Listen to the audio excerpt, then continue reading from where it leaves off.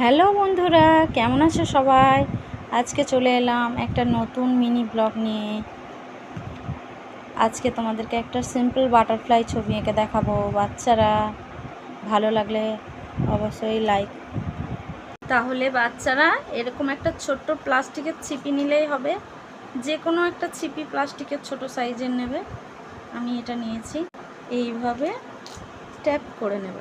এইভাবে পেন্সিলের মুখটা নিয়ে এইভাবে সামান্য অল্প দাগ করে নিলেই তাহলে রাউন্ডটা এইভাবে এই দিক থেকে একটা আর এই দিক থেকে একটা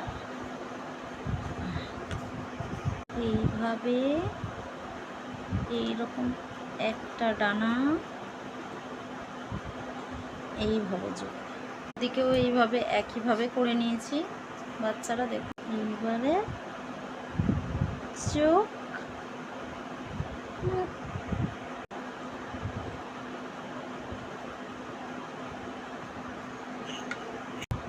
অপর দিকে একইভাবে এইভাবে করে নেবে।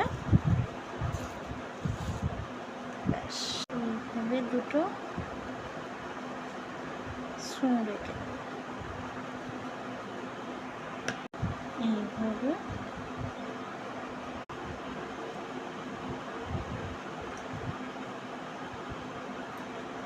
হয়ে গেল আমাদের সিম্পল বাটারফ্লাই।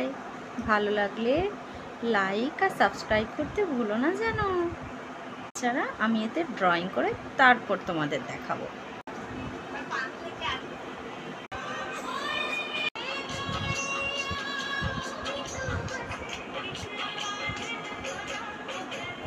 কেমন হয়েছে বন্ধুরা? লাইক সাবস্ক্রাইব করতে ভুলবেন না যেন। কমেন্ট করে অবশ্যই জানাবেন আমাকে কেমন হয়েছে। আজকে এই কয়েন দিয়ে আজকে তোমাদের আর একটা ম্যাজিক দেখাবো। একটি কয়েন নিয়ে খাতার পেছন দিকে একে ঢোকবে।